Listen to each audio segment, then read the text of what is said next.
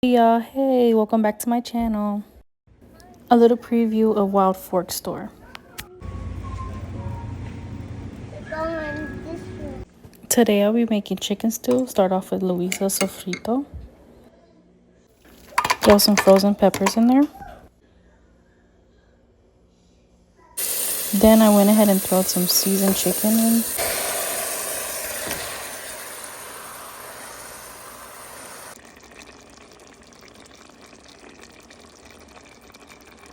Threw some green onions in there. Some fresh cilantro. Some garlic. I boiled some yuca. After I drained the yuca, I threw some olive oil in the pan. Throw some onions in there. Cumin. Oregano leaves. Sazon. Mix it up. Just hear that sizzle.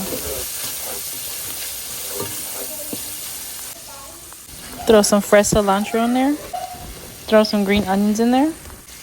I added some fresh garlic in there. Then added the yuca.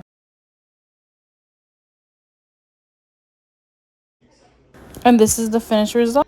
Chicken stew, yuca, avocado salad, and some little bit of rice.